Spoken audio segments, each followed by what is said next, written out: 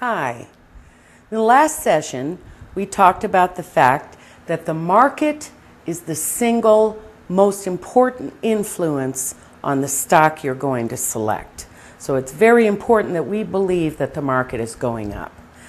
And we also decided that we believe the market is going up and that we could have one of the best runs in the market that we've ever seen in history, because we have a go on the 5 basic factors, which are, first of all, low interest rates, low inflation rates, strong corporate profits, profit momentum, and because of the changes in the world, a bright future. So let's talk next about the sectors of the stock market. Now, the sector of the market that your stock is in is the second most important influence on the movement of your stock. And I'm talking about these sectors: the commodity sectors, industrial, manufacturing and technology, materials, consumer durables, energy, consumer discretionary, transportation, and healthcare. Now, in order to get true diversification in your portfolio, we want to make sure that we're in as many different sectors as we can. But in order to understand the sectors, we also need to understand the business cycle. Now, if you look through history, our economy expands, contracts, expands, contracts. You know, everything is cyclical. The economy is cyclical. Even our moods are cyclical. So we have to accept that fact, and we have to look at the cycle and make it work with us. Now, the business cycle is typically a time when the economy expands and then contracts. Usually the expansion lasts twice as long as the contraction. And then when we end the business cycle, we're a little higher than where it is that we started from, and we start a whole new cycle.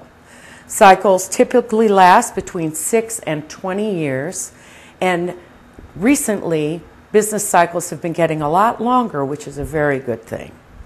Now, the key is that different industries move, different sectors move at different times during the business cycle.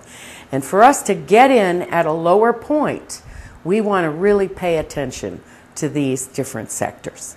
So let's imagine. First of all, we want to look at the first sector, which is commodities. Now, everyone's been broke for a while. We've had a recession. No one's been buying anything. But there's a little stirring in the economy. So the first thing that happens is people have to buy the basic building blocks, which are commodities. So when we see commodity prices rise, we know that we're typically at the beginning of an economic cycle. You might have remembered a couple of years ago, copper prices were relatively low, and then all of a sudden they started to rise, and they went way up, and then they stayed at that level for a period of time. That indicates that the commodity sector has moved. The second sector to move is the industrial sector. And what we're talking about is the big, huge companies that make the machines that make the machines. The third sector to move in an economic cycle is usually materials. And those are the goop and the stuff that we need to put together the machines that we're making. And companies like 3M, Dow Chemical companies are the ones that typically move along with the sector. And then we have manufacturing. Now, manufacturing also includes technology, and it's the smaller machines, and it's the production of all the things that we're going to need in the long run. Now, in manufacturing, the first sector to move is the durables, and those are the things that are going to last for a long time. Now, the durables might apply to businesses, and they might apply to the consumer. All this time, through commodities, through industrial, and through the beginnings of manufacturing, there's very little involvement by the consumer, isn't there? But when the consumer kicks in, that's when the real expansion happens. 60% of our economy is propelled by the consumer. And what does the consumer do? Well, they've started to get jobs. There's industrial jobs now. There's commodity jobs. So they've got a little money. What do you buy first? Well, the first thing you buy is something that you've been putting off building, a large ticket item. Might be appliances, might be a new home, might be a car. So the consumer durables and the business durables are the first things to move in manufacturing. Then what happens is once we bought everything we need, we start to buy the things we want. And that's where the longest period of expansion actually happens because of the strength of the U.S. consumer. So we buy collectibles at this point. We buy stuff that we don't need, stuff that we want. We buy the new gadgets, we buy new clothes, we go on more vacations. Those are called consumer discretionary. Now we also have other factors, other sectors that move along throughout the entire economic cycle. We have transportation. Transportation gets busier and busier as the economy gets stronger. We have healthcare. We have finance. Both of those move along the entire economic cycle. Energy is another sector that's very important that moves along the entire sector. Now, there's a problem with healthcare and with finance right now. And we need to look at problem sectors because we need to leave those out. For example, healthcare has a lot of government involvement. There's a lot of debate around it.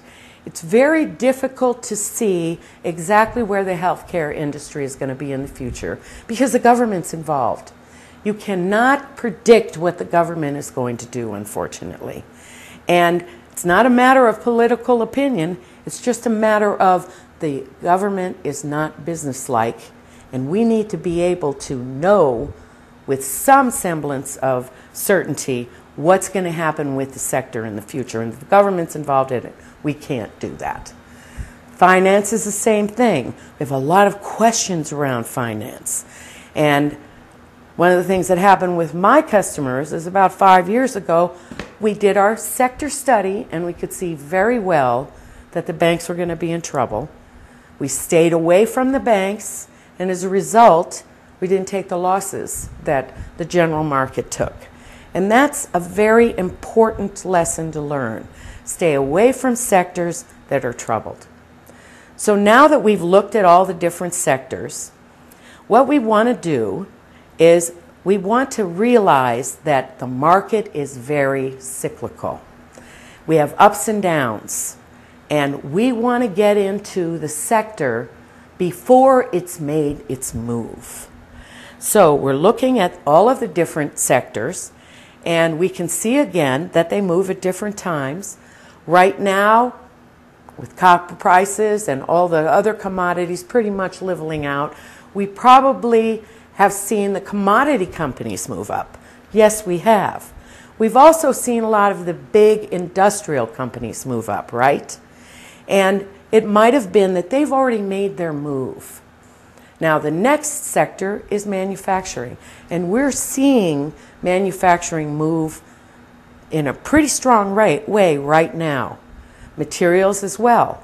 And then the next one would be consumer durables, energy, transportation, consumer discretionary.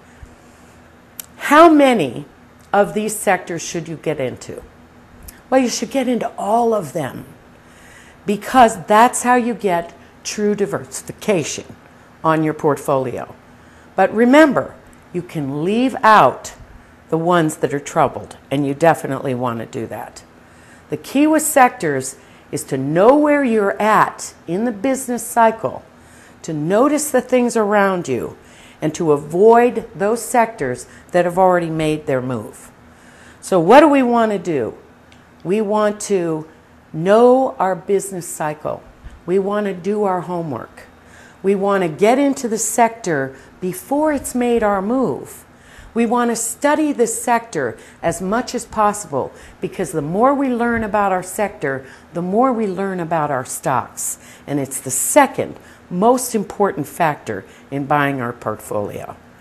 So now that we've studied our market and we've studied our sector, the next step is to pick our stocks.